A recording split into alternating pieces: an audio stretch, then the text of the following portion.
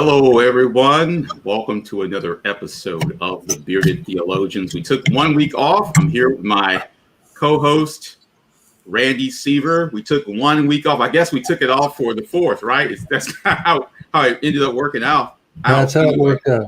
Yeah. So we're going to continue this Sunday talking about a new topic. We're going to be talking about conservatism and Christianity. And it was actually recommended to us.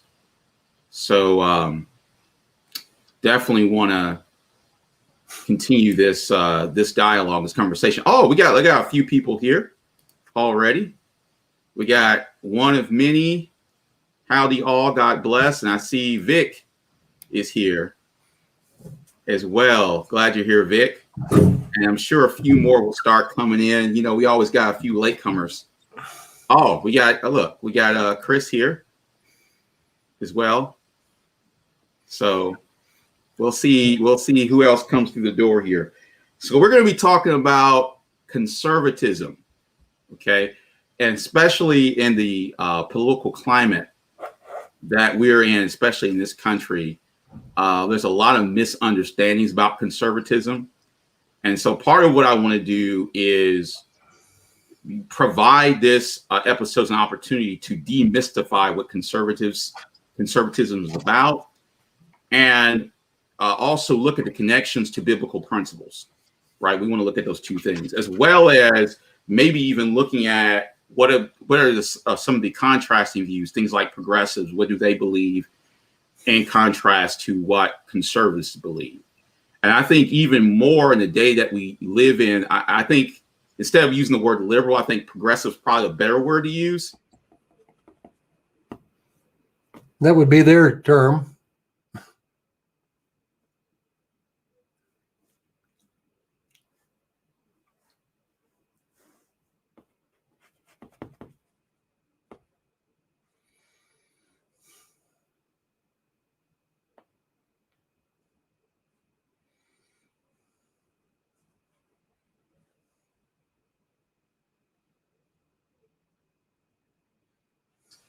All right, we're coming back. Are you there, Randy? I'm here. Yeah, so we bear with us, ladies and gentlemen. We have some connectivity issues, so don't bail out on us as we're getting started. Just the connection. I don't know if it's on my end or your end, Randy. I'm going to take the blame and say it's on my end. Well, if you stalled out, then it has to be on your end, doesn't it? Yeah. Yeah, we're saying my connection's a little unstable. Okay. So we'll see. Yeah, some buffering. So is there any lag now? No, you're good now. Okay. Well, let's yeah, William P said it's on my side. Yeah, I know. I'm taking the blame. So let's hope that things get worked out here. Yeah, it would makes more sense if it were on my end, but because they beamed the signal up to us by flashlight, Rick. So yeah, okay. So we're gonna talk about conservatism. So what I'm gonna do as an outline for this discussion is that there's a wonderful resource. Actually, I'm going to suggest two resources. One resource, which I'm going to use as an outline for this discussion, is Russell Kirk's Concise Guide to Conservatism. I'm going to use that as a guide for this discussion. But Russell Kirk, who passed away in the late 90s, he actually has another, I think his, what it would be, his magnum opus, his great work, is a book called The Conservative Mind, A Conservative Mind, where he literally goes through the history of conservatism, everything, and compiles it into this one massive tome. And it may be worth, if you want to read more about it, it's probably the most compact, comprehensive historical resource on the topic of conservatism. If you want to check that out, definitely something worth checking out. But if you want the Reader's Digest version, under 200 pages, you can also purchase. These are two books you can find on Amazon. You can also purchase Russell Kirk's A Concise Guide to Conservatism. Randy, you familiar with any of those books, those works that I cited? I have not read either one of them. No. Okay, so this is going to be good. This is going to be good. So, what he seeks to do, even from an American perspective, because we understand that how this country was founded, about the founding fathers, hopefully some of the principles that they believed in, and they wanted to embed in the structure of this country, of the founding of this nation.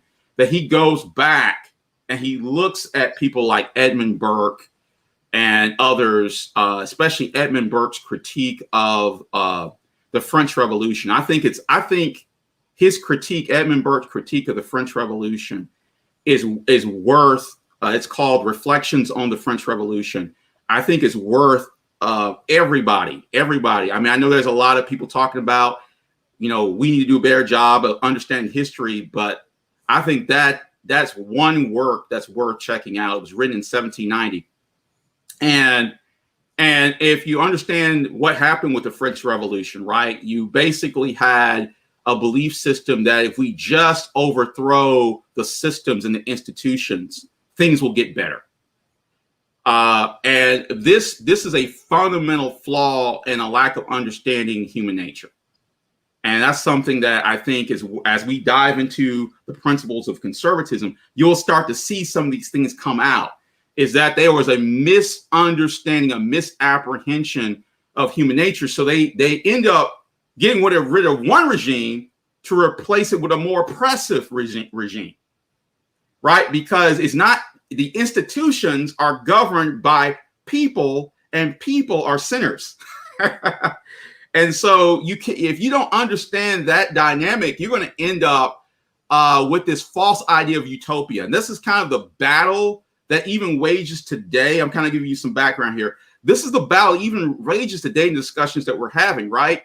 Is that there's a battle of this idea of a egalitarian, utopian world where we can make things perfect. All we have to do is change the institutions and everything will get better. The problem's not with man, the problem's with the institutions, the problem's with the systems, right? You hear a lot of discussions like this lately, right? Mm-hmm. And so I think we need to back this train up a little bit and then understand what are the root issues, okay? So, yeah, people are sinners, yes. And so that is a aphorism, right? That is an axiomatic statement through all of time, right?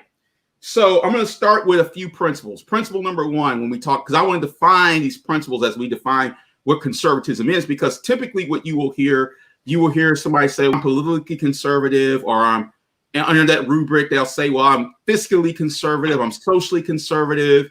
And then even from a religious standpoint, you'll say something, well, I'm conservative Christian.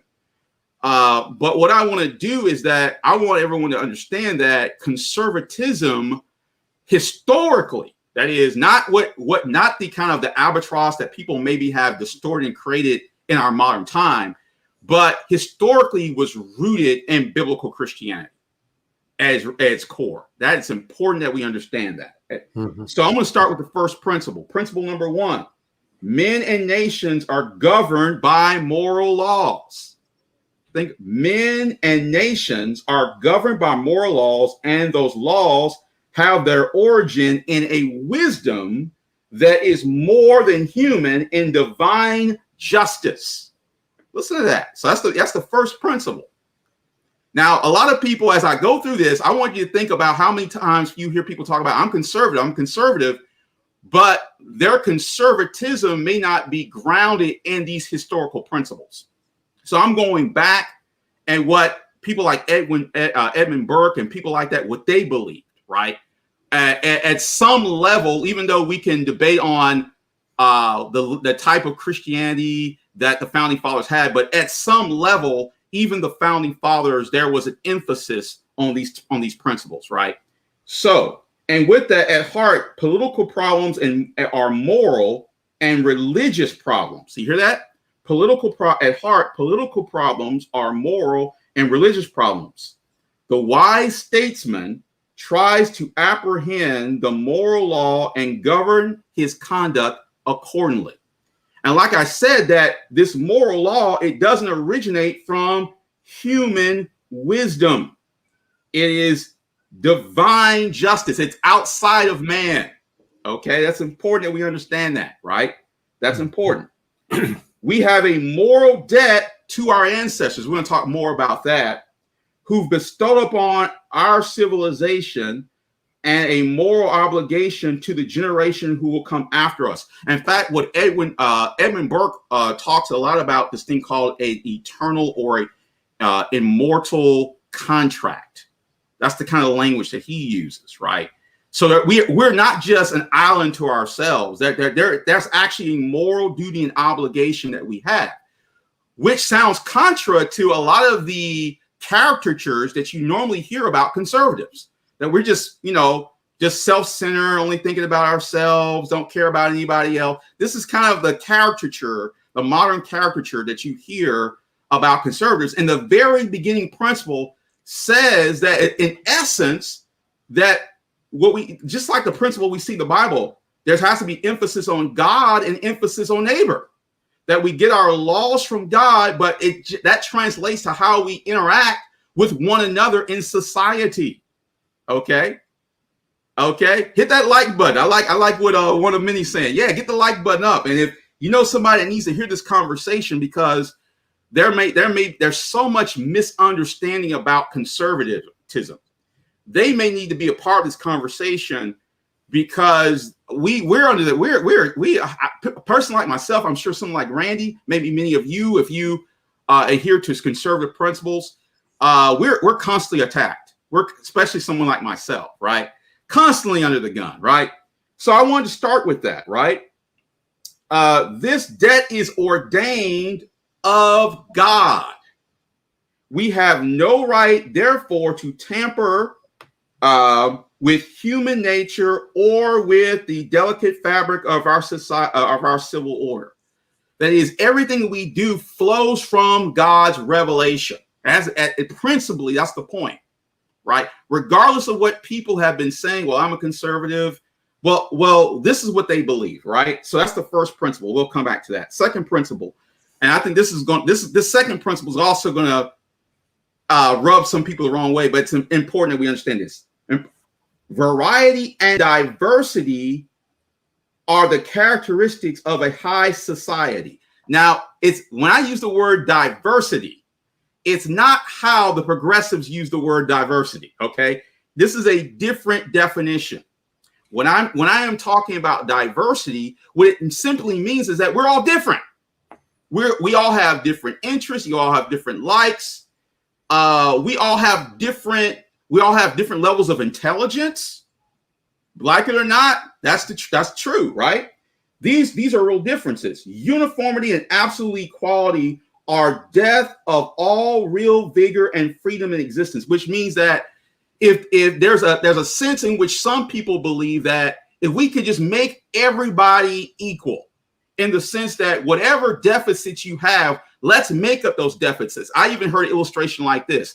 I have two eyes, right? And let's say someone had no eyes. Well, in order to create a egalitarian society, what we need to do with you, Rick, we need to take one of your eyes and give it to the person with no eyes, because it's unfair that you have two eyes and this person has no eyes. And so in order to make things equal, it has to be an injustice for me, right? So in order to create this egalitarian society, you actually have to promote an injustice, right? So we think about a lot of the conversations you're hearing now, right? Even though these principles have been around for eons, these things, you can see why it's so important that we have these kind of conversations. Conservatives resist the impartial strength of uniformity as a tyrant or an oligarchy, and the uniformity of what is called sometimes called democratic despotism, right? So this is the whole idea, is like we got this society of all these people, and what we really need to do is have a governing body that's going to make everything fair for everybody. And in order to make everything fair, we're going to have to take some from others, because it's not fair that you have certain abilities and certain talents, even certain those things could be natural abilities or whatever the situation may be. It's not fair that you have these things, Rick, and someone else doesn't have these things. So in order to make things fair or equitable, you hear this word used a lot, we're going to have to take from you and give to someone else in order to make things equal. And so notice how the word equal and how the word diversity is used and how the word equitable is used. And so the thing is, in a society, the conservative would say variety and diversity, differences are good. Differences promote things like competition. Differences are great. A society where everybody's Rick Caldwell is a boring society. A society where everyone's Randy Seiver is a rather boring society. Variety is great in society. Really boring, Rick. Yeah. Third principle is justice means that every man and every woman have the right to what is their own, right? To the things best suited to their own nature, to the rewards of their ability and integrity, to their property and their personality, right? So this kind of goes hand in hand with that second principle I brought up, is that the true justice also looks at the fact that it takes in consideration the fact that that I am entitled to what I'm entitled to, or what I have a right to, rather, probably a better word. And Randy has a right to what he has a right to. And what we don't do in society is say, well, Rick, I'm going to take from you what is yours and give it to somebody else because someone else doesn't have X, Y, and Z. That is that is the recipe for an unjust society, right? We have a lot of people who feel like, okay, Rick, this is the makings. If we just even things out, if we just have what they call a level playing field and level everything out, everything will be great and wonderful, right? Everything will, well, in order to do that, like I said before, you actually have to implement an injustice in order for that to take place, okay? Property, this is another principle. Property and freedom are inseparably connected. You see in the Bible, let's talk about the scriptures for a second, that it's inferred to the principle, even in the Old Testament, when you think about even the Mosaic law, about property, and even in Numbers, about what happens when someone steals property or damages property. There's a sense in Scripture that there should be a restitution when that takes place. So that presupposes that someone has private property, that someone owns something. You see that even in 10 Commandments. Well, thou shalt not steal. That presupposes private property, right? So you see that in Scripture. Conservatives value property for its own sake, of course, but they value it more because without it, all men and women are at the mercy of an omnipotent government, right? So there's a sense that private property fosters the idea of self-reliance.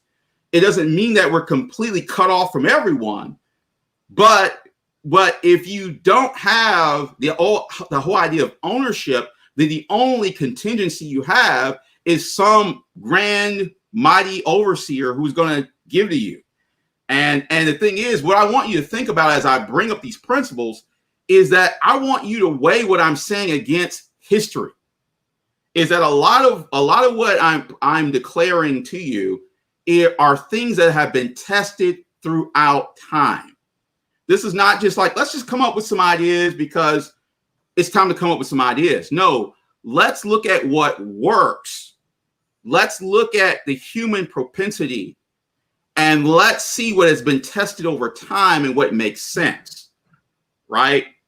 That's part of what it means to conserve. That's the conserve part that some people have a problem with, is that what we do, what it doesn't mean is that it doesn't mean that we are impervious to change. What it means is that we value traditions and the norms and values that make for a good and just society. That's what that means, right? And we can look over time and see what has worked and what has failed. That's why if someone's promoting communism, let's throw that up in the air for a moment, okay? And you got even here in Atlanta, where I live, there's even groups of people that get together calling each other comrade, and a lot of young people think it's great and fascinating. But what's lacking? Wisdom. Wisdom is lacking because we have history that has demonstrated how problematic that perspective is, right? I'm just using it as an example, okay? Next principle. Power is full of danger. I want to say that again. Power, this gets back to the nature of human beings, right? Power is full of danger. Therefore, the good state is one in which power is checked and balanced. Checked and balanced. Think about, for example, I'm going to pause for a moment. Romans 13. I think about a week or so ago, we brought that scripture up when we were talking about, I forgot what we were talking about, Randy, but I remember Romans 13. And it talks about how the civil government or civil magistrate is a servant of God. And there are certain things that God has in his word that are designed to restrain evil. Okay. Family, the institution of the family, is a means by which God has, one of the first institutions, is designed to restrain evil and promote civil good. Okay. These are blessings that God has given us. So, but I'm going to get back to this whole idea of power. Power is full of danger. And if you want me to stop, you want to jump in and say something, Randy, let me know. Power is full of danger. Therefore, the state, the good state, is one in which power is checked and balanced. Now, we know even in our own country, we hear this phrase, checks and balances, right? All the time. That's a conservative principle. Checks and balances. Why? Because power corrupts absolutely. Have you ever heard that statement before? It's a true statement. Restricted by sound constitutions and customs. So far as possible, political power ought to be kept in the hands of private persons and local institutions. Centralization is ordinarily a sign of social decadence. So why is it a sign of social decadence? If you take all of the power and you put in the hands of a few people at the top and they have the control of everything, well, we already see the human track record of what happens when you do that. That's why checks and balances. Now, the thing is, and I want to bring this up, the goal is not to create utopia, because the conservative, the thinking conservative, the prudent conservative, the historically sound conservative understands that there's no such thing as utopia in this life. So that's the difference. This is one of the major differences between the conservative mind and someone of the egalitarian or progressive mind. Because the progressive thinker says the problem, the issue is not sin. The issue is just with systems. So if we just change the systems and tinker with it enough and change things around, we can create a perfect society. We can create utopia here on earth. And that presupposes that there's not a problem with man. That presupposes that God has not spoken and has not revealed the truth about the nature of human anthropology and hamartiology. And he has spoken. So we should know better than that. And we have the balance of human history that speaks truth to those facts. Okay. And so let me pause right here. Let's see. While you're pausing, Rick, let me just say that the problem is not merely that we don't believe in the inherent depravity of human beings. Mm-hmm. The problem is we have gotten away from the idea that God has revealed himself at all. Yeah. So even people who might refer to themselves as conservatives are not necessarily conservatives because they no longer believe that God exists. Mm-hmm. Or if God does exist, he is so far removed from us that he's irrelevant and his law means nothing to us. That's what it seems to me one of our bigger problems. We have decided that God is not worth knowing. It's Romans 1. Right. God is not worth knowing, and so God has given us over to a reprobate mind. And so I really think that's the bigger problem. We have decided that God isn't, and therefore we are God, or government is God, or something like God. Yeah. In fact, one of the principles as we go through this is the whole idea is if you end up with what I call man is a law unto himself, that is the recipe for anarchy. Sure. That is the recipe for anarchy. So like Romans 1, as you said, that's why that first principle I brought up dealt with there's got to be a transcendent external justice that doesn't start with human wisdom. Because, everybody, you got people walk in the room that think they're the smartest person in the room in every room they walk in. So there's got to be something that transcends beyond you or myself. And that's why I wanted to start with that principle. So I'm in agreement with that. And that same God that has revealed his law also revealed the issues with man, but also revealed himself. So that's why one of the things I brought up, and here's a comment I want to bring up. And I brought this up even during kind of preparation. We have CPAC. I brought this up. So CPAC this year, you actually had Bruce Jenner shows up. Yes, I said Bruce Jenner, so I'm not going to change it. Okay. Bruce Jenner shows up and everyone's like, great, a wonderful conservative. And I said, well, in order for you to reconcile that, God has not spoken in the mind of someone. God has not spoken. That is that what I said earlier is that people now what they're doing, they're walking away from the historic view of conservatism and they're reinventing it. And that's why it becomes almost like libertine, right? Where, well, I want freedom from everything. Freedom to make my own choices. Freedom, well, that's not really what conservatism is, because freedom without law and order is not a conservative principle. Freedom without, I want to say it again, freedom without law and order is not conservatism, it's anarchy. Yet, that's kind of the thing that's being smuggled in, even in this country, where everyone can say, well, that's conservative, that's fine. As long as it's not, and here's the thing, I'm going to say this, it's not you going into the ballot box and there's a set of platform issues and you check the boxes and say, well, I'm a conservative. Because what I'm going to reveal as we keep going on is that there is an eternal contract between God and man and between men and men. That is, there should be a love for God principally at the beginning. That's the priority, and then a love for your neighbor. So love for God is not just you being subjective and saying, I love God any way I want to love him. It's always grounded in what he has revealed in his law to us. And for example, Jesus said, if you love me, what did he say? You keep my commandments, right? What's the evidence that you love Christ? You keep his commandments. So the love is not subjective. Well, we just can make it up and whatever we want. It's always grounded in God's revelation, right? To man. Not apart from his revelation. And that means that when I mean by revelation, what is true?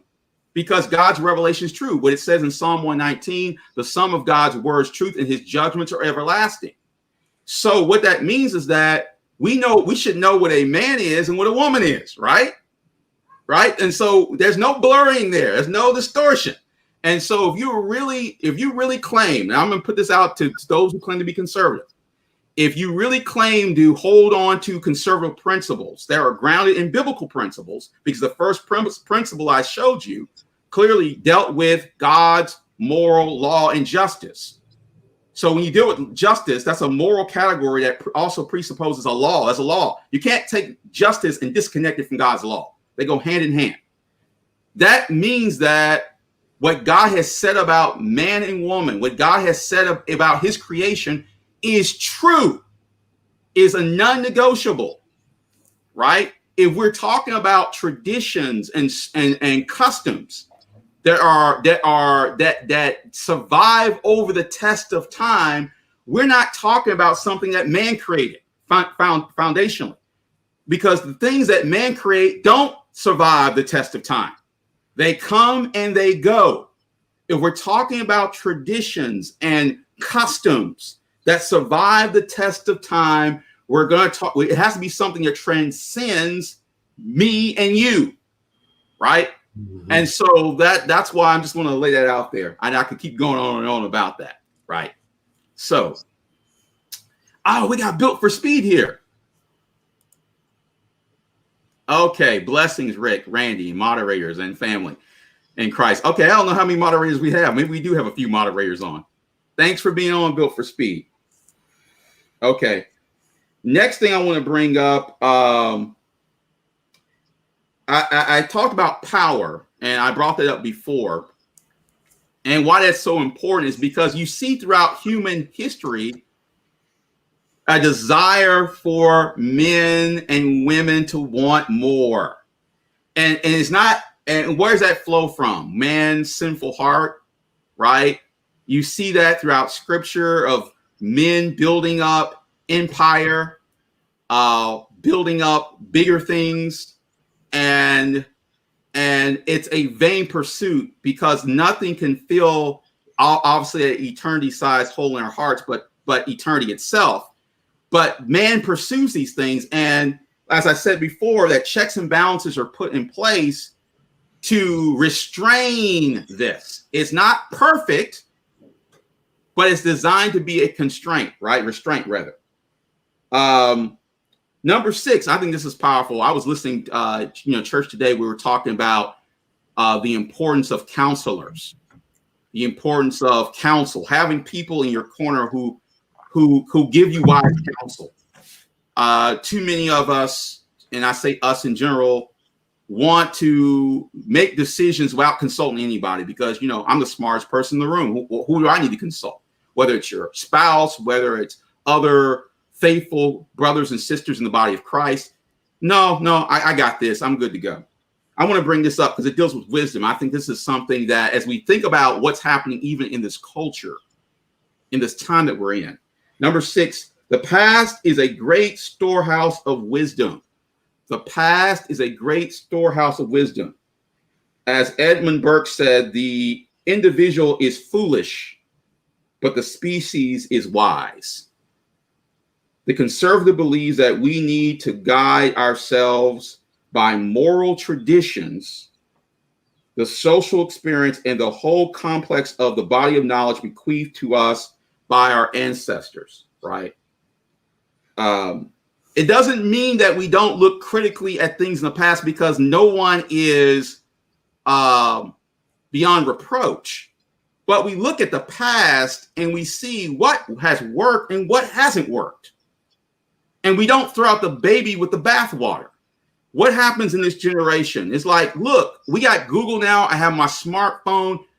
You old guys can't tell us nothing. Get out of here. I think one of the wonderful things even about this podcast, I don't know, is that I have an older gentleman who is my partner in crime here. And I enjoy that, right? Why? Because there's things I don't know. Right. And I think there has to be a love for the wisdom of the elders. And it reminds me, remember what happened? Here's a great anecdote. Remember what happened after Solomon, after he was king, and obviously the kingdom, you had the northern kingdom, the southern kingdom, and in the southern kingdom, the king there, instead of consulting the wise elders, he consulted the young ones, and he got some terrible advice. Mm-hmm. I think that is, everyone needs to think about that. This is kind of like the time that we're in where we stand on the shoulders of giants. Well, we should be standing on the shoulders of giants. Let me say it that way. But instead of looking at the traditions and the norms and the practices that have withstood the test of time, and like I said, as I said the statement, moral traditions, and these, obviously for the Christian, these moral traditions should be grounded in Scripture. And the things that have survived the test of time, we're like, no. We're going to throw all that away because we know better.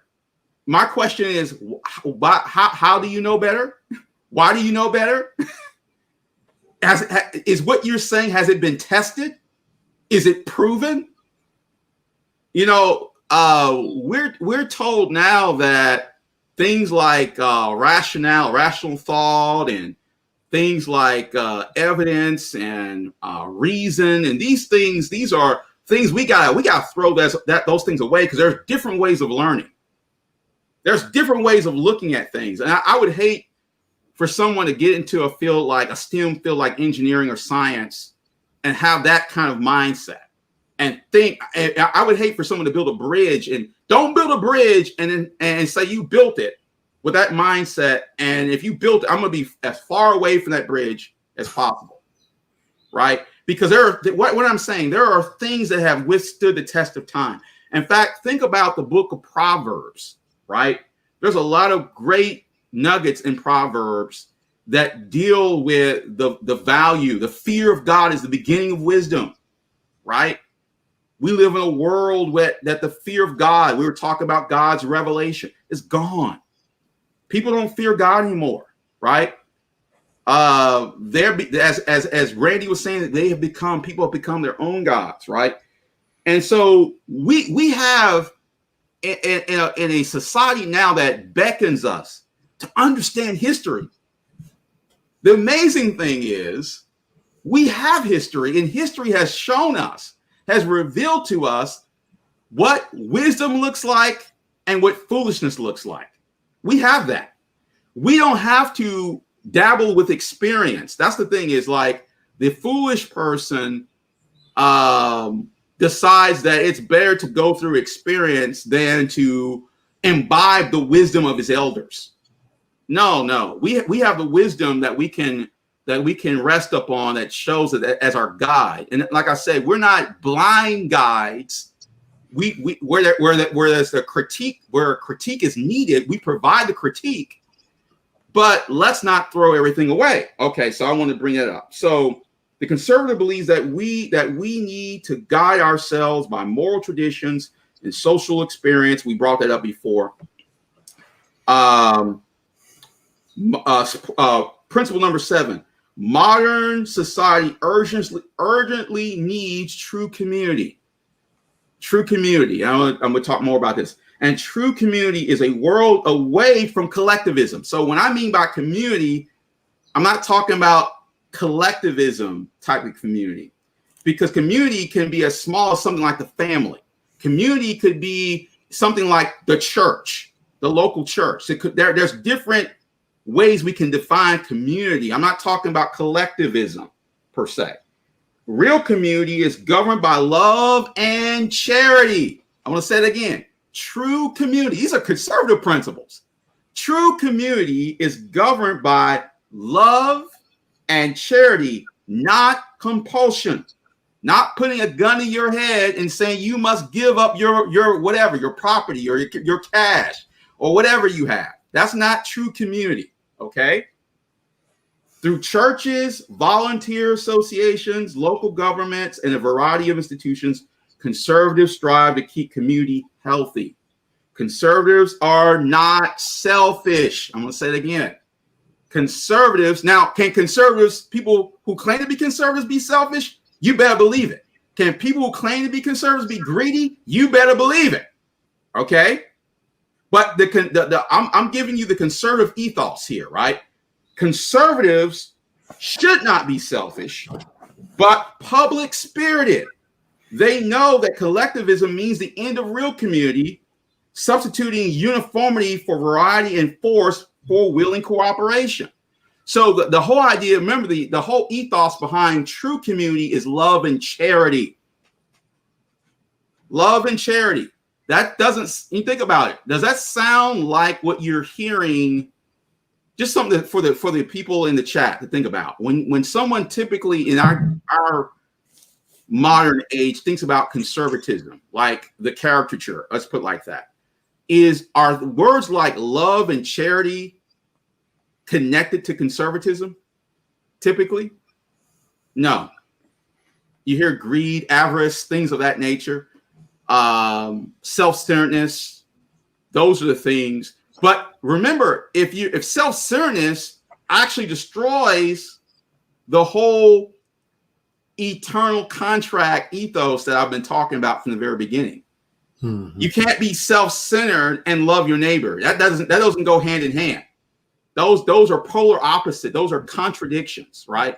So someone may say, well, Rick, that, I hear what you're saying, but I think conservatism is X, Y, and Z. What I'm trying to do for all of you in this conversation is to help you understand the historical model that may need to be revitalized. I think there may be an opportunity to say, people might have hijacked it and revitalize these principles. These are good principles. And like I said, I'm trying to connect these things back to the Bible.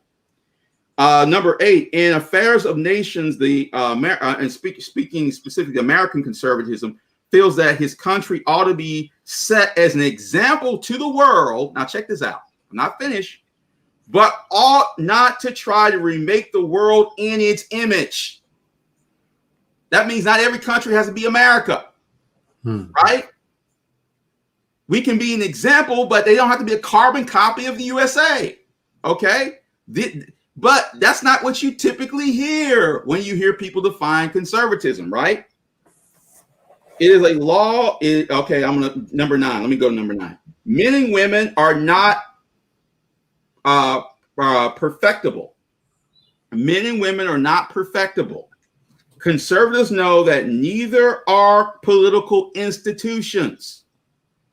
So what am I trying to say here? Is that you're not saved by, there's no salvation in a political institution. A conservative understands that there's no salvation by government. There's no salvation by any political structure. Right? Because we ultimately know that political institutions are governed by men and women, and they're not perfect. So if that's the case, you're not going to get perfection from something that was created from people who are not perfect. That just makes sense. Right. So here's a good thing that Russell Kirk said. He said, we cannot make heaven on earth, though we can make a hell. We're very good at, I like that. We're very good at doing that, messing stuff up. We can't make heaven on earth, but we can sure make a hell on earth. We can sure do that. I love the humility. And I think that's what we got to bring back to conservative principles, is this whole idea of humility. Is that, if you understand God, and I think it was very good Randy did to kind of let's make that the emphasis. God has revealed himself. And we understand the nature of man, you're not going to have a distorted view of what conservatism is from a political standpoint. You understand what I mean? Because if you don't have a right understanding of God, how God has revealed himself in the nature of man, you're going to reach the wrong conclusions. This is so important. Number 10. This is where a lot of people think, well, see, you conservatives, y'all don't like to change. Y'all rigid. You're immutable. Hear this all the time. Change and reform. Let's talk about that for a minute. Change and reform. Conservatives are convinced are not identical. There's a difference between change and reform. Okay. Moral and political innovation can be destructive. I want everybody to hear this. Moral and political innovation can be destructive as well as beneficial. And if innovation is undertaken in the spirit of the presumption of a spirit of presumption and enthusiasm, probably it will be disastrous. For example, let's give us example. You hear some people say, well, here's the thing. Defund the police.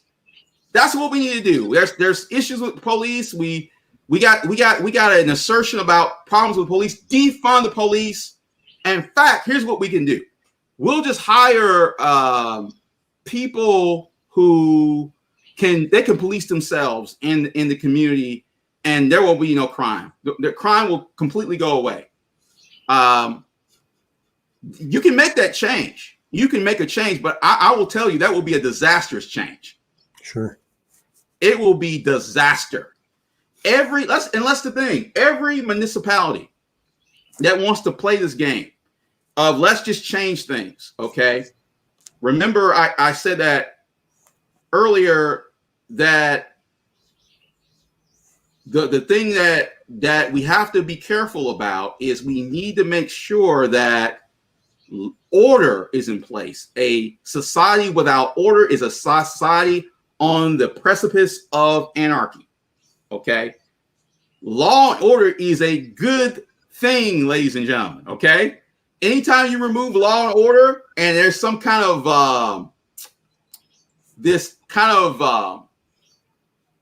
unrealistic, that's the word I use, idea of human society, you're going to end up with some bad results every single time, okay? All human institutions alter at some extent from age to age, for slow change is the means of conserving society. That means you don't make radical changes. This is against the idea of what I call the radical revolutionary that just wants to just change a bunch of stuff. Time to change. We need to change stuff. Okay, but what we notice is we're not opposed to change, but what makes sense is to conserve what we need to conserve while at the same time changing the things that need to be changed, not in a radical way, but do it in a gradual way so that you preserve the things that need to be preserved. That is, we need police.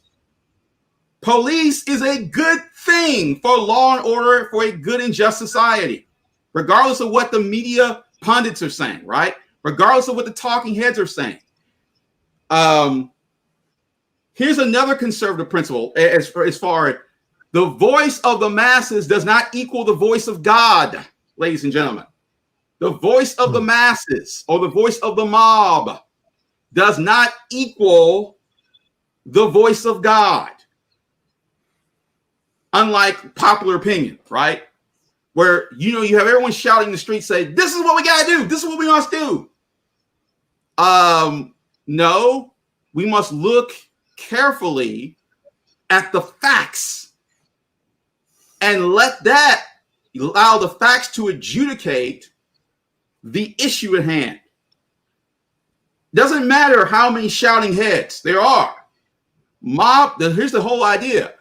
We see what happened with the French Revolution. I'll go back. That's where I started this whole conversation with mob rule. I just use one anecdote. The mob said change must happen. And the mob got their way, right? Did the mob get their way? Yes. What happened when the mob got their way? They went from bad to worse. Because let me tell you one thing. I mentioned this principle before. See, I'm now ad-libbing a little bit. My principle number 5 was about power. When you get rid of an institution, the desire or zeal for power doesn't just go away. It just transfers from one hand to the next. That's all that happens, okay? This is what we see throughout human history. And so a lack of understanding that always leads to disastrous results. All right, I'm going to see what we got. Yeah, didn't the masses vote for Hitler? Yeah. Okay, and look, Rashad said, keep law and order foundation, but cleanse the corrupt injustice. Yeah, I said that, this is one of the things I was saying is that we need to be in a place where it's okay to have critique. but we don't throw out the baby with the bathwater. That's what I say. What we have a lot of people saying, unfortunately, is that there's not a critical examination. That is, we recognize that there may be some bad apples, right? But just because they are, that we don't throw the whole ship and everything away as a result of it. We don't do that. Rick, a mallet, a big hammer. We use a scalpel in this situation. We're surgical in this situation. So I'm with you there. And it helps. And it helps to look at the statistics. Yes, it helps to look at what is the real problem, and it helps to not use what I call a univariate analysis. That is, you look at statistics from the standpoint of I will divide people into groups, and if I see a disparity, I automatically conclude injustice. So, like Richard says here, but cleanse the corruption and injustice. We first needed to understand where the injustice, if and where and when the injustice is taking place, which requires us not to be lazy. Yes, I said it. Requires us not to be lazy when we're doing an analysis. That is, if the analysis is there's a disparity and the disparity goes as deep or as shallow as skin color, then we're not really doing a thorough analysis on the matter, right? Can we all agree with that? That we really need to get to the heart of the matter. That's part of the reason why I brought this principle. One of the principles I brought before is that variety and diversity characteristics are important. That is, even though I am black, if you put another black person next to me, we don't think the same. We might not have the same morals or customs or traditions. The only thing we have in common is our melanin count, which means that ultimately that's the least important factor with all the myriad of other factors that make us different. The least important factor is my skin color with this other person. Yeah. That's why I said number 2, the principle variety, diversity, true variety and true diversity, not the shallow diversity that you get from a lot of these talking heads where they go as deep as skin color. That's as deep as they go. That's not true diversity.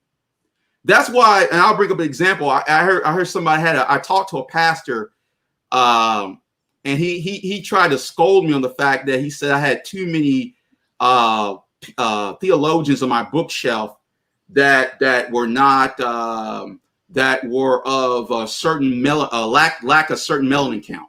Okay, let's say it that way.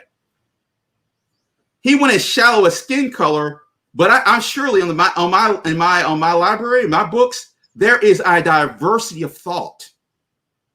There's a diverse. So what happens is you end up eradicating the individual, and you reduce people to groups. I'm part of a group. No, forget about what Rick really believes. Forget about his upbringing. Forget about his ideas. Forget about his ambitions. We're just going to reduce Rick Caldwell to his skin color group. And Rick, that is racism indeed. Yes. You know, it isn't the conservative who is the racist. It is the person who does what you're talking about who is the racist. Yeah. Yeah. Yeah. Very, very good. So, man, we're already an hour in. So there's a few more things I was going to bring up because I can dig deeper in these principles. One of the things that brother Randy brought up was about God, the revelation of God, and I want to bring something out. I think that's really important. I'm going to read this from Russell Kirk. He says, "Now a conservative is a person who sees human society as an immortal contract between God and man. So that means you have to acknowledge God's there. You can't say, well, there's no God. I'm my own authority. I'm my own law unto myself. No. Now a conservative is a person who sees human society. That means that he's not, in fact, those are words I'm saying. He's not disconnected from society. He's actually in society. And this is important, because typically what you hear is, you guys just get your little money, get you whatever you want, and you're just sequestered somewhere, and you don't care about no one, or you just care about yourself. So look at even the wording. I said, now a conservative is a person who sees human society. So he recognizes his place in society as an immortal contract between God and man, and between generations that are dead and generations that are now living, and generations which are yet to be born. That means we care about generations who haven't come yet. That presupposes you're not selfish, right? Because you care about generations who haven't been born, generations that are coming in the future. That means the choices and decisions that we're making, we understand, are going to impact future generations, right? Mm-hmm. Right? That means that let's relate this to what we talked about, the whole idea of community. I brought this principle up before, because that's part of society where we have groups of people. So that's even like a microcosm. So even from the standpoint of family, what's the role? I don't have children yet, okay, but as a father, let me put you on the spot, Randy. You probably can answer this. As a father, because you do have children and grandchildren, I'm aware of that. And a great-grandchild, believe it or not. I look far too young for that, I know, Rick, but... Oh, wow. Look at that. Surprises every day. Surprises. You try your best to instill certain things in your children, because even today, I'm going to ask you your age, Randy, but even your grandchildren, why? Because you recognize that the values that you instill in them, even by example, can have an indelible impact on their future. Mm-hmm.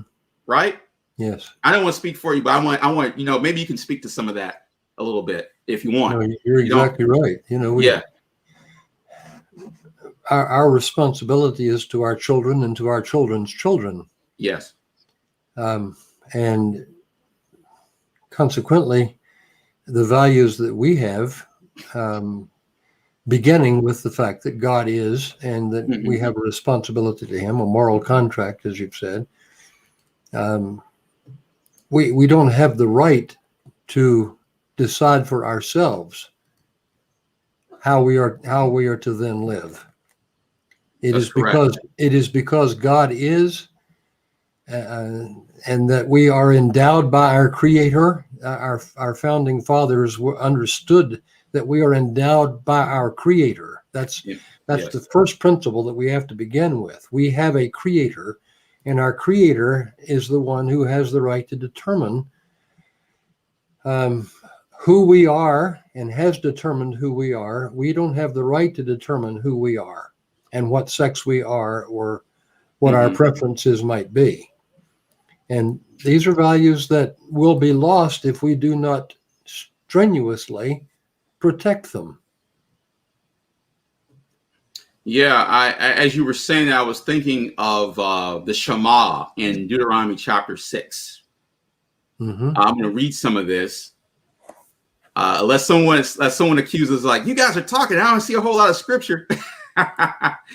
We'll throw some verses in there as needed. But it's interesting because in Deuteronomy chapter 6, you have the Shema. Hear, O Israel, the Lord our God, the Lord our God, the Lord is one. You shall love the Lord your God with all your heart and with all your soul and with all your might. And these words that I command you today shall be on your heart. And then it says, you shall teach them diligently to who? Your children. And you shall talk to them when you sit in your house, and when you walk by the way, and when you lie down, and when you rise, and you shall bind them as a sign on your hand, and you shall as your frontlets shall be as your frontlets between your eyes, and shall write them on the doorpost of your house and your gates. Right? And so there is an emphasis on the continually, first of all, acknowledging who the true God is, right? It starts principally with that, and a continual acknowledging as you're going through the routines of life, as you're interacting, and I mentioned the children here, and so many problems, right, in our society stems from just a lack of doing that one basic thing, okay?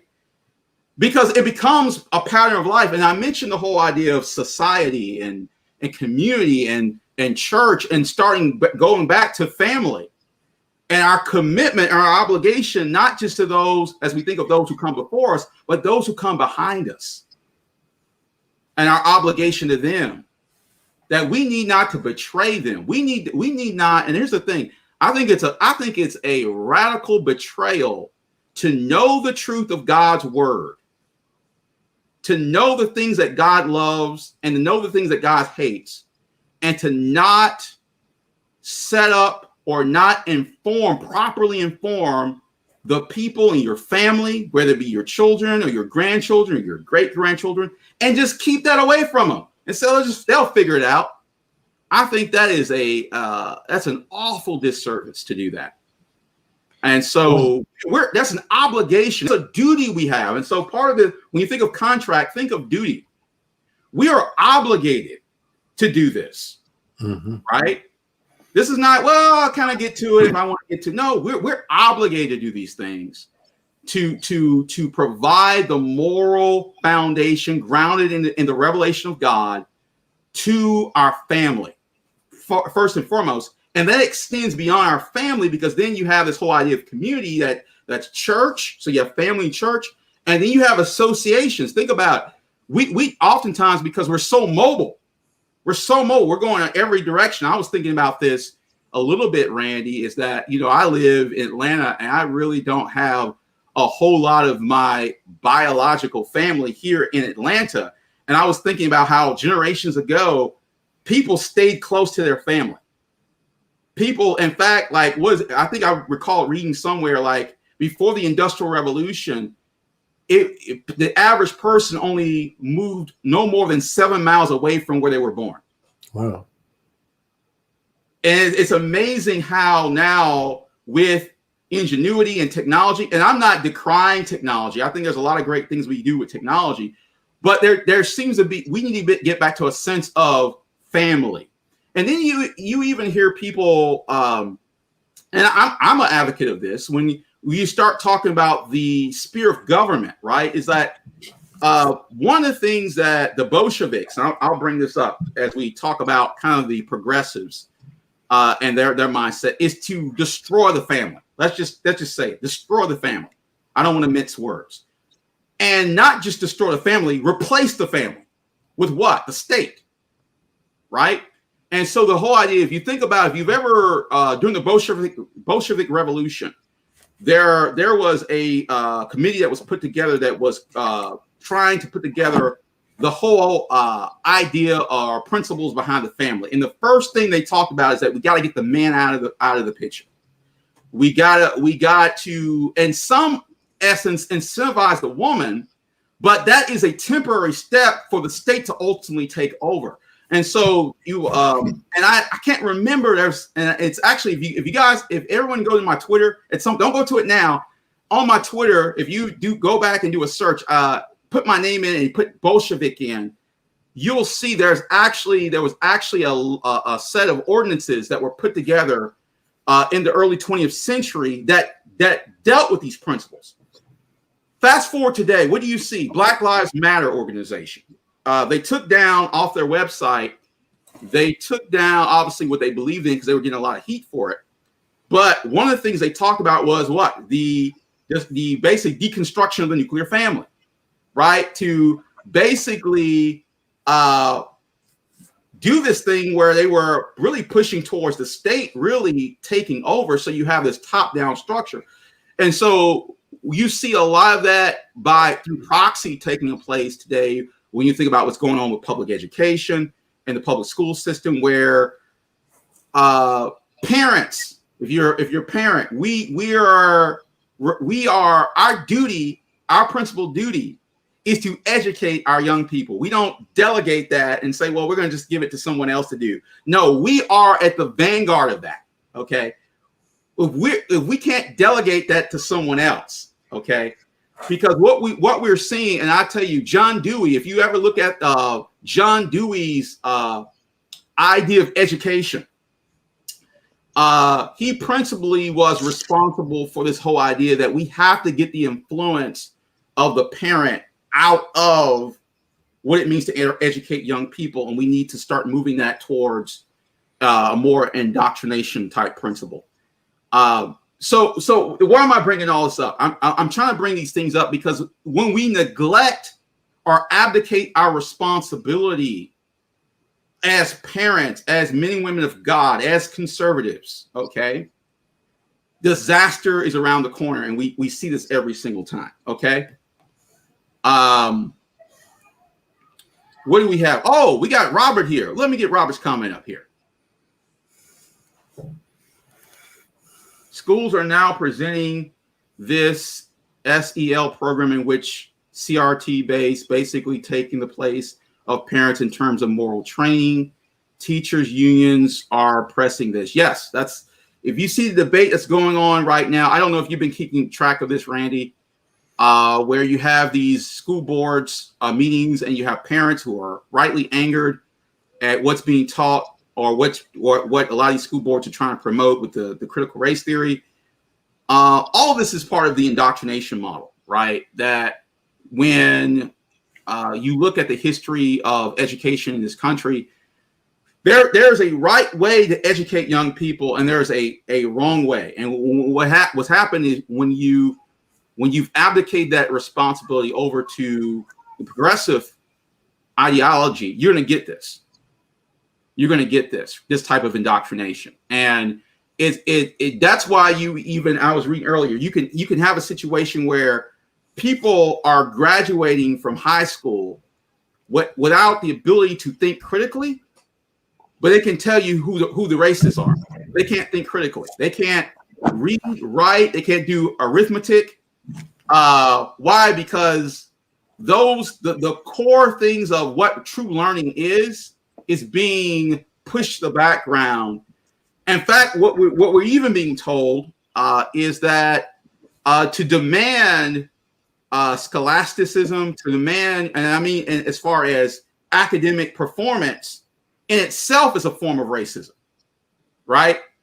And in order to balance the scale, so to speak, we need to embed levels of equity into the situation. We need to change the rules for some people and that don't meet certain standards. We see that happening in K-12. We see that happening in the college setting as well, where, okay, we need to get more people of a certain, melanin count into certain programs, so we'll change the standards, entry standards.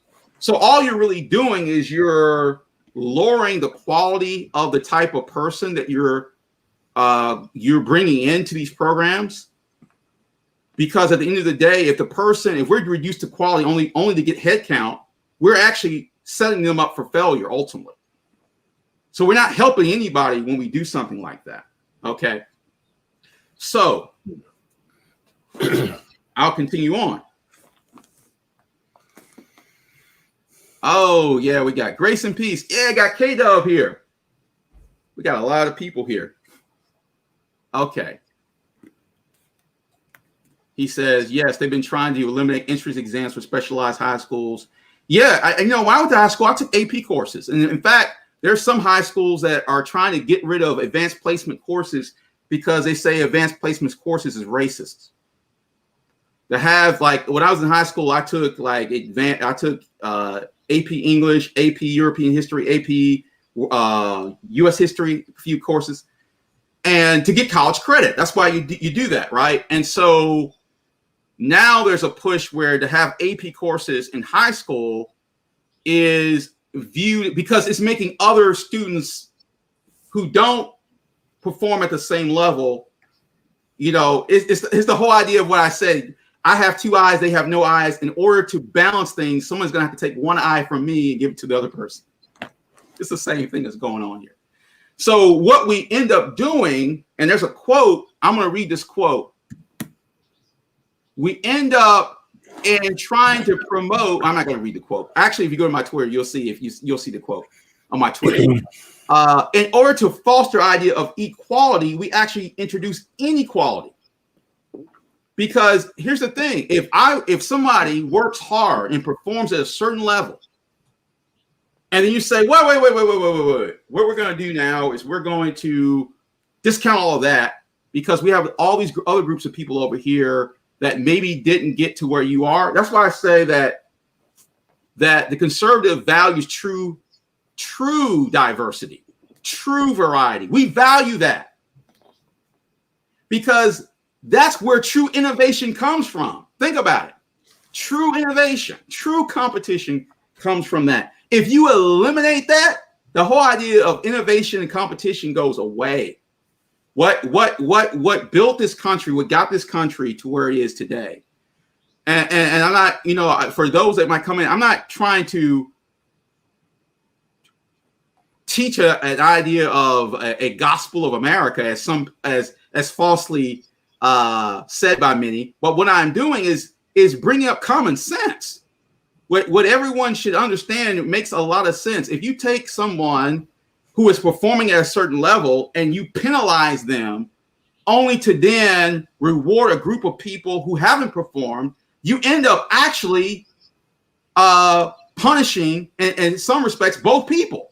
Because you have people who are not incentivized for performing.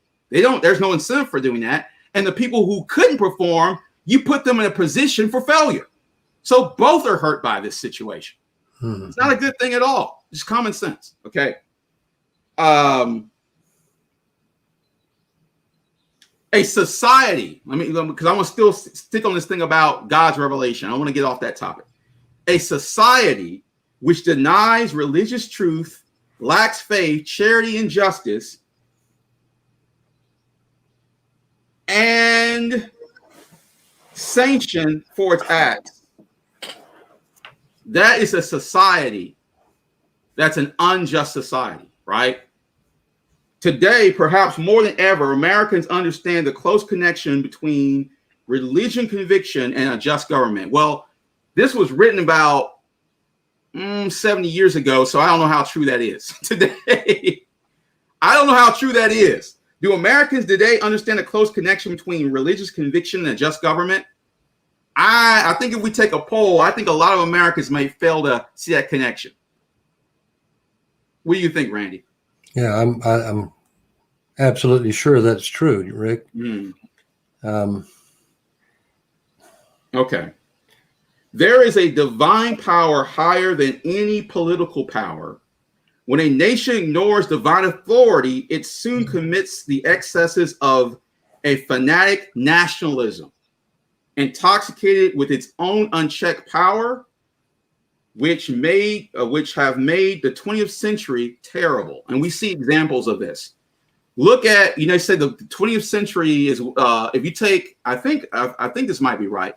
If you take the 20th century and you look at the previous 19th centuries that came before it, the 20th century, take all of the atrocities and all that's happened, was the bloodiest century. What attribute to a lot of that? What I just read about a nation that ignores divine authority. You take God out, you're going to get absolute chaos. And we see, and soon commits excesses of fanatic nationalism. An example of this is the Nazi Party, right? We see example. I can keep giving you an example of that. We saw what happened with Nazism, right?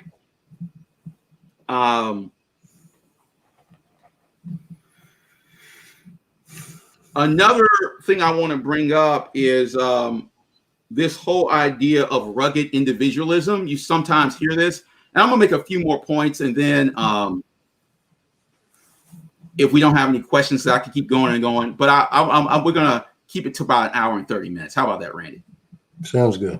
Okay, sounds good. Okay. I'm going to talk a little bit about the whole idea of rugged individualism, because I think was it the Smithsonian? Correct me if I'm wrong. They had this infographic that they pulled that talked about whiteness, the whiteness ethos. Like if you agree with whiteness, then you believe in like rugged individualism, and you agree with hard work. And anyone recall that? Press 1 in chat if you recall what I'm talking about.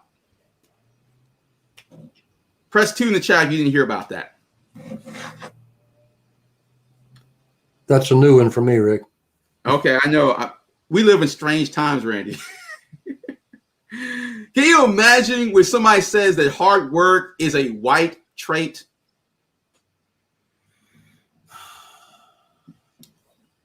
You talked about the soft bigotry, or I would call it the hard bigotry of low expectations.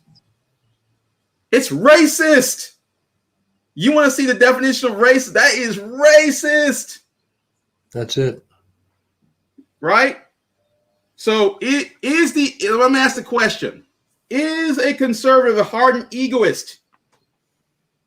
Is the conservative a hardened ego? I lay out the principles. Like, if you look at the principles I've laid out, does he believe in an unqualified, rugged individualism? Now, the thing is, we got to understand, it's the socialist, not the conservative, who actually came up with the term individualism to begin with. Not the conservative, right? Because if you think about individualism in the egotistic, self-centered sense, we've already looked at various principles. You would have to say no. Are there people, I want to say this because I want to qualify everything.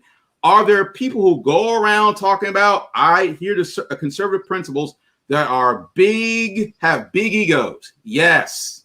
That are self-centered? Yes. That focus on greed or greedy? Yes. No doubt about it. But I'm looking at the historical principles. I always want to bring us back to this. In short, does the conservative have a conscience? Now the Bible talks a lot about conscience, right? We have Romans chapter 2 that talks about the conscience, that even the Gentiles that did not have the codified law, right, had, they had the work of the, had the work of the law on their hearts. They had a conscience. Now that conscience didn't absolve them. It actually points to the fact that they were culpable before a holy God, rightly so. But the fact is, we have a conscience, and as I started, and even as Brother Randy stated, is that we have a revelation of God that actually informs our conscience. We're not just out here by our lonesome, right? The radical tells us that the conservative is a wretched, self-centered and all self, but I happen to have a different opinion. And I want to talk about this definition, and I'm going to look at, we'll close with Russell Kirk's definition of conscience. Because this gets to a part of I think the canard that you often hear about conservatism. Now, I would say that if someone has distorted the principles of conservatism, we should rightly critique it and say, this is not the right view. We need to revitalize the correct view. If the good old word conscience was almost out of fashion when the Republic was founded, it has suffered still worse since then, as John Adams knew.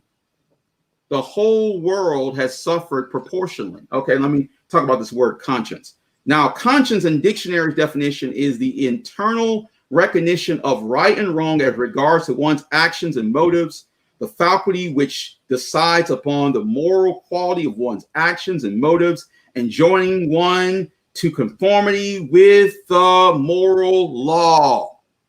Not just a law to yourself, with the moral law, which means that law doesn't change in the sense that society is not the arbiter of the law. That means that what I mean by that is that we don't subscribe to John Rawls' theory of justice, That's the problem. If you look, there's a book, I think is in the early 80s when that came out. John Rawls had a book called The Theory of Justice, which is actually the framework for social justice, where in essence what happens is what we consider right and just is what the group and the masses decide.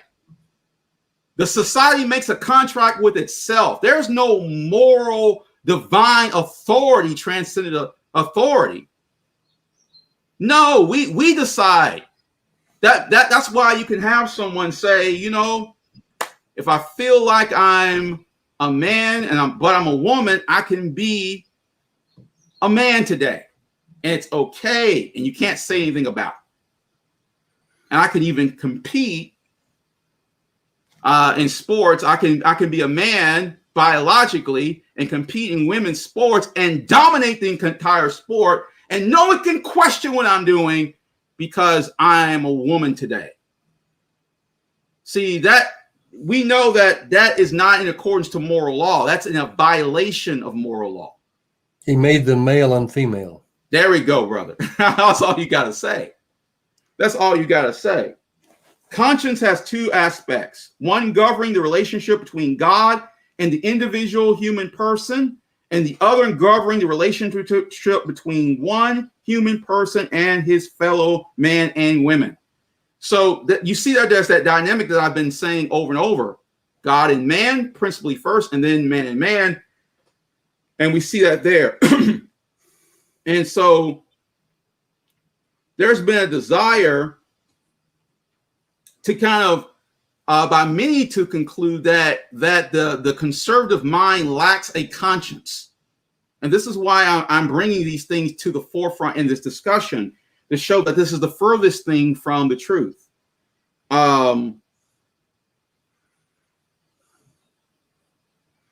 Conservatives, the radical proclaims, are somehow morally impure, ruthless, and avarice, and dedicated to the proposition that they shall take who have the power, and they shall take who can. And they shall keep, and they shall keep who can. Now, the conservative, as I said before, does not deny the fact that man is sinful. But the conservative also does not reject the idea of a conscience governed by moral law. Okay? And this is so important that we understand that. A society in which men and women are governed by conscience, by strong sense of moral right and wrong, by private convictions of honor and justice, will be a good society. The conservative thinks whatever political machinery may utilize. Okay, so here's the thing.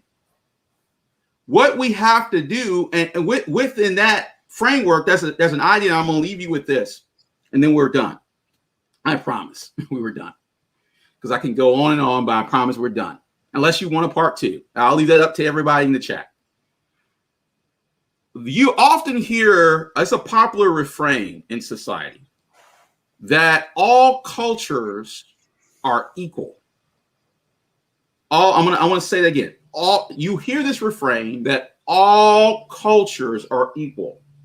And what I mean by cultures, I mean a set of traditions and standards and norms by which a group of people or society lives by. And I would say, based on what I just said about a society, listen to what I said. A society in which men and women are governed by conscience, by a strong sense of moral right and wrong, by private convictions of honor and justice, will be a good society. So what I'm saying is that not all cultures are equal, or all cultures are valid when we look at things under the guidance of God's revealed word. The problem is when you say that in this culture, many people, unfortunately, interpret that to mean you're talking about someone's skin color. No, I am talking about the ideas and the mores and the traditions and the norms you adopt, which transcend skin color. Mm-hmm. It has nothing to do with skin color, ladies and gentlemen. A society that adopts those principles is what a good society is. A society that is bankrupt of those principles is what a bad society is, okay? And I'm going to leave that where that is and look at what we have in the chat. I've said a lot, Randy. Good stuff, Rick. Yeah, this generation rejects the values of their parents and grandparents, too much entitlement ideologies in this society. Yeah, I call it me-isms. Yeah. Me, myself, and I-isms is what I call it. Rick, several years ago, I was preaching and made the statement that godless capitalism is really no better than godless communism. There we go. And got myself in some trouble. But Yeah. the reality is that it is the godless factor that is the problem. Yes. And we have ignored what the scriptures teach us about God, and we have treated God as if he depends on us instead of we depend on him. We have denied the inherent sinfulness of human beings, and in doing so, we have assumed that the problem must be outside of the man instead of inside of the man. Yeah. So people don't kill people, guns kill people. So guns must be evil, but people aren't. That's the way we have begun to think or are thinking. And this is a huge problem in my view. Yeah. And look, question here. What prompted y'all to discuss this? Well, it was a requested topic. I think it was Rashad, wasn't it? Yeah, Rashad requested it. I think so, yeah. And what I am trying to do, the Great Trooper. Welcome aboard, the Great Trooper. I like that name, the Great Trooper.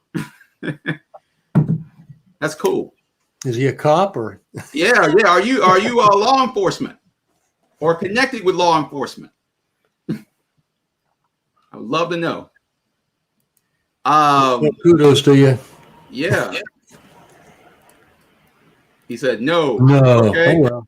Oh well. I guess we thought wrong. But anyway, thanks for answering. Here's the thing. What you said, Randy, and what Rashard, I think you even brought this comment up 2 weeks ago is when we had our last episode. Just because you talk about conservatism, just because you talk about, and even capitalism, I like how you brought that up. What I am also trying to do is disabuse people of idols. Because there's a lot of good stuff here, but if it doesn't have God I'm always going back to God. If God is not at the center of this, it's just like any of these other idols that are out there. These godless idols that are out there, right? And I'm fearful that a lot of what I'm seeing happening in this American context is that because people like the ideologue, like the ideologies, but they want the ideology disconnected from God. Mm-hmm. That's what so much is. We could do a part 2 on that. So much of what's going on is when you see that. That's why earlier you can have Bruce Jenner show up at CPAC, and it don't really mean nothing because it's like, what are you guys doing here? What's this all about?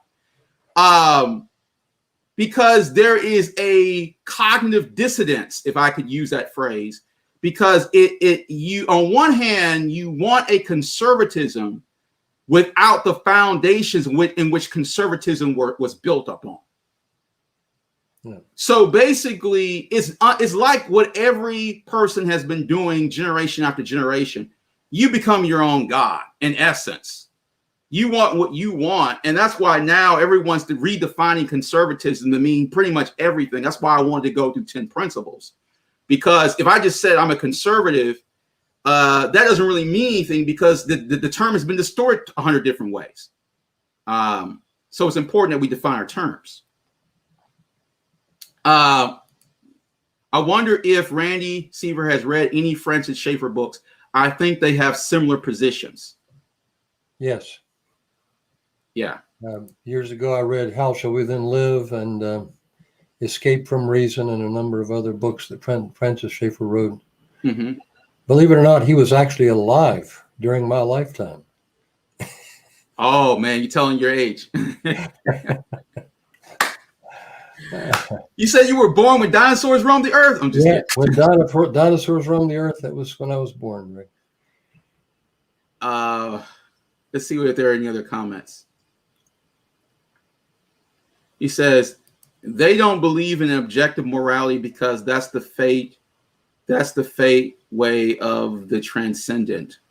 Where does this come? Where does this comment come from? I'm trying to follow it. Brad, thanks for joining. Can you share more about what you're talking about if you're still with us?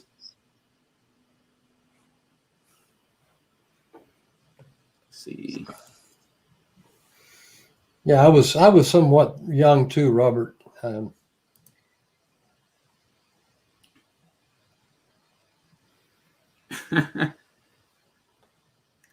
Yeah, amen. And I like this comment. I'm gonna put Richard's comment. Yeah, all conservatives ain't God-minded, or I should say have Christ values at all. And I said this. I'm gonna say something. I didn't get a lot of. Here's the thing. You know what's telling? When I see a lot of professing Christians say, I'm conservative, and then I'll say a statement like this, I don't get any likes. No one likes what I said. I said this. I said, just because you're anti-woke doesn't mean you're not anti-Christ. And then people, they ran. They're like, wait. And so what that tells me, we got to be careful where our allegiances are. We got to be careful. Mm-hmm. We can make idols out of anything. In fact, what did John, when he says, little children, beware of idols, and John's first epistle, we can make idols out of anything. And, think about Isaiah. I'm not trying to make this the whole Bible lesson, but even Isaiah, I think chapter 42, where you take a piece of wood and you make it for a fire and you warm yourselves and you sit there and worship it. I mean, it's crazy, right? To think about it, but it shows that man can make idols out of anything, and hey, Rick, we could call you the idol killer. I think someone else has got that name. Who I will be debating. I'm funny that you bring it up. I will be debating the idol killer. Who is? If you know who the idol killer is, his name is Warren McGrew. That's his government name. I will be debating him on the topic of total depravity on the Gospel Truths channel in about a month or so. I forgot the exact date, but we agreed to do a debate and we narrowed it down to that topic. So it should be a good debate.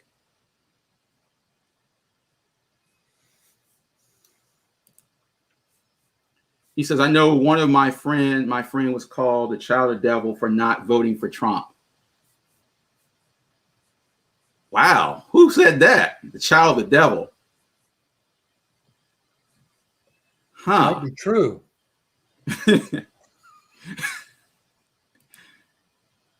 Wow. Oh, look at that. I love Built for Speed. He's backing me up with the verses. Little children, guard yourself from idols. This is exactly what I was referring to. 1 John 5:21. Thank you, brother. He says, Randy, it seems like being Christian is a silver line because going aggressive, liberal, and aggressive because going against aggressive, liberal, and aggressive conservatives. And this is what I see fundamentally. Notice what I said about conservative principles. If you have a conservative person and it seems like their emphasis is on salvation by United States of America, and that's a problem. And the same is true for the progressive. So the progressive and the conservative can be in the same boat. Can be in the same boat if you're not careful, right?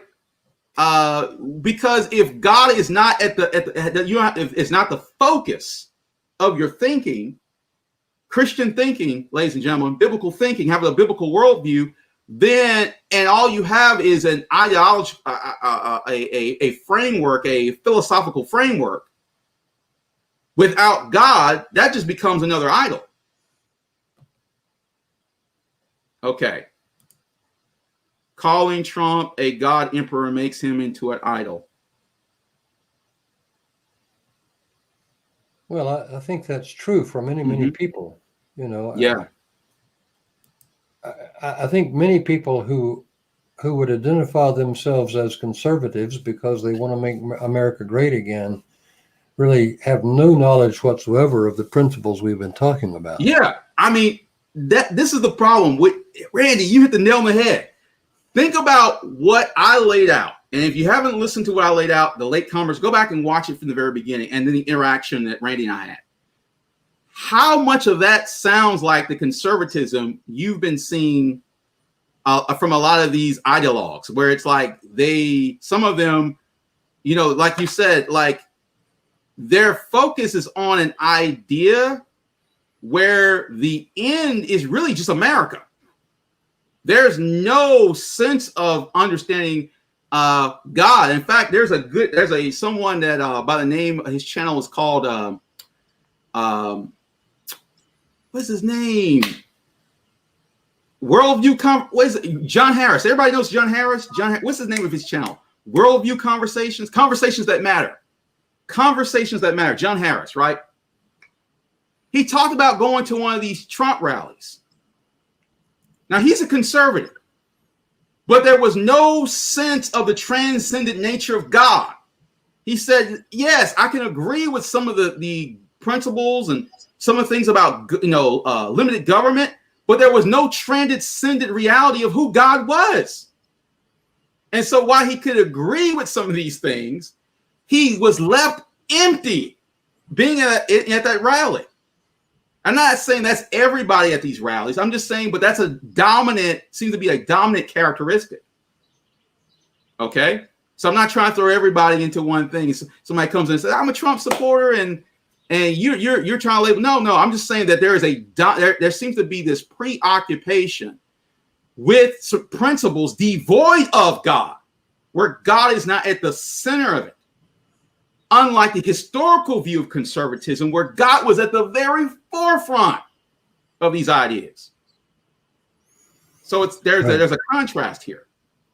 Okay? All right, I think we've done enough. Yeah, we want to avoid that question about the riots on January 6th.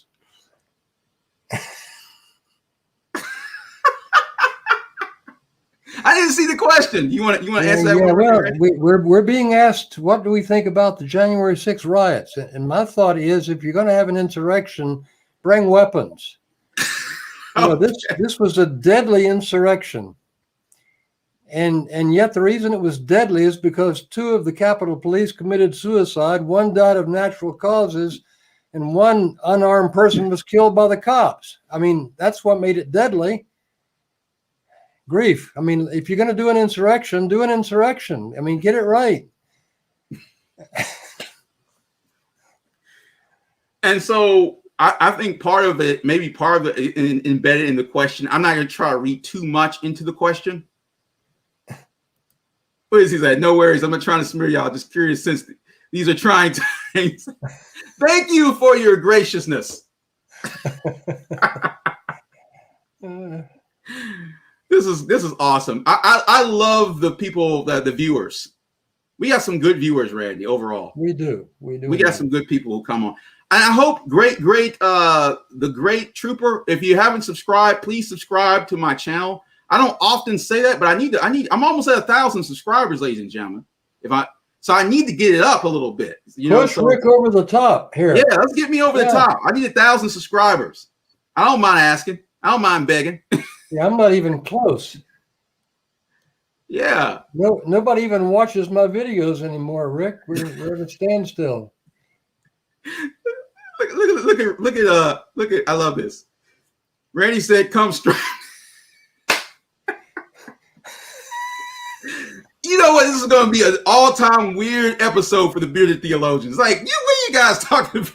I hope we don't get you kicked off of YouTube.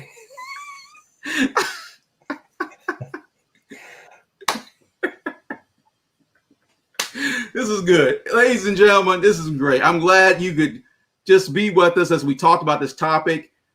In fact, what should we talk about next? Before we close out, I'm going to ask, we're always soliciting the audience for topics. What should we discuss next?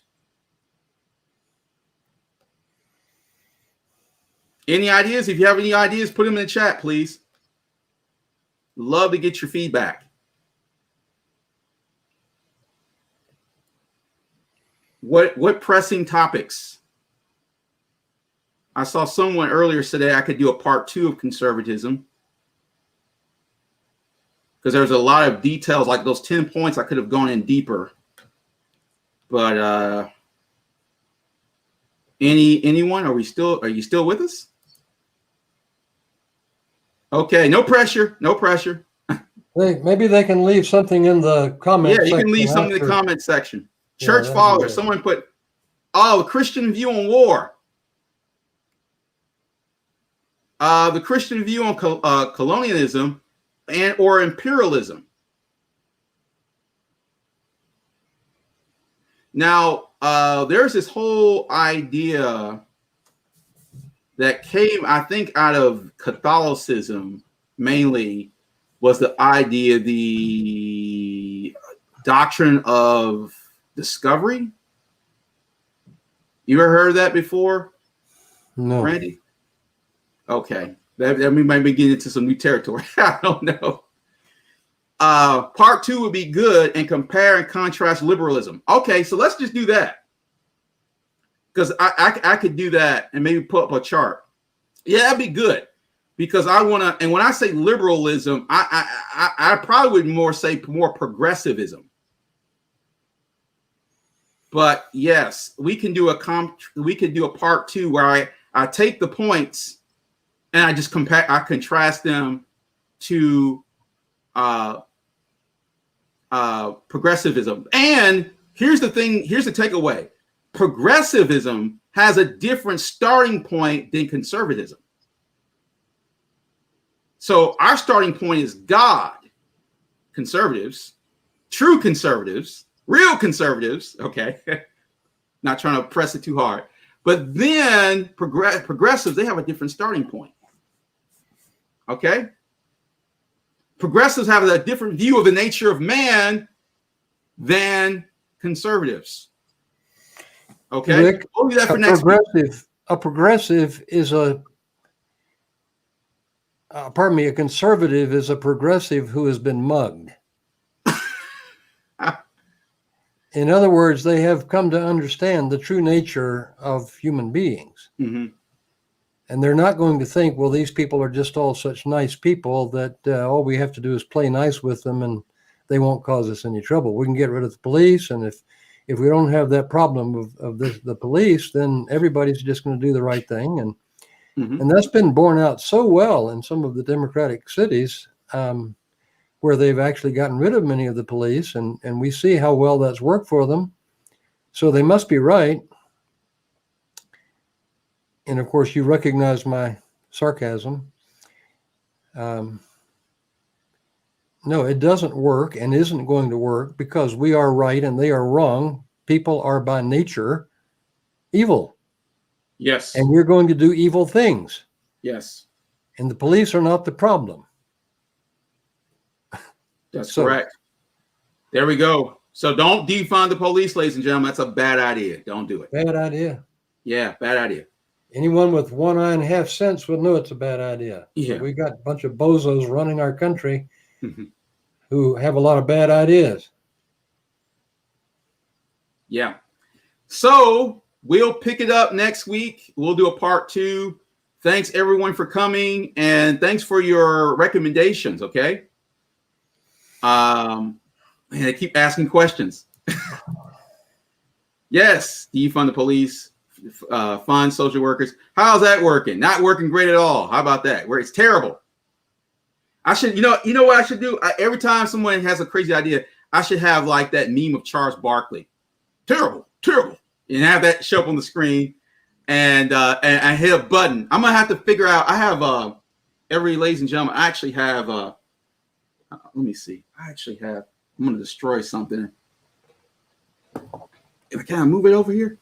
Yeah, I hope you see this. Can everyone see? Can't see. Yeah, here, hold on. I have one of these gadgets. This is cool.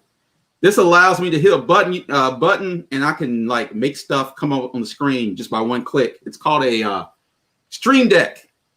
I need to program my Stream Deck so that anytime a silly comment or a silly statement comes up, that's something coming up, I can have Charles Barkley say "terrible," and something like that. I can have him show up on the screen, and we can have that be part of our broadcast.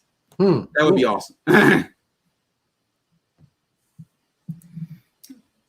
Plagiarizing. Oh, are you referring to Ed Litton and the SBC? Are you referring to the plagiarized sermons, Patricia? Is that the topic we're going to discuss one of these days? No, I'm just asking her for clarity, not for next week. I'm just when she just said plagiarizing. Patricia, is that what you're referring to? I don't want to assume, but I know that when I see plagiarizing, I think of Ed Litton, and I think of the SBC. All right. Well, I'll assume that maybe that's what you're talking about. But we'll do a part 2 on the conservative stuff. How about that, Randy? For next week. All right, Greg. Sounds good. All right. Well, everyone, we thank you for coming and joining us. Till next time, everyone, enjoy your Lord's Day. We'll do it again next Sunday. God bless.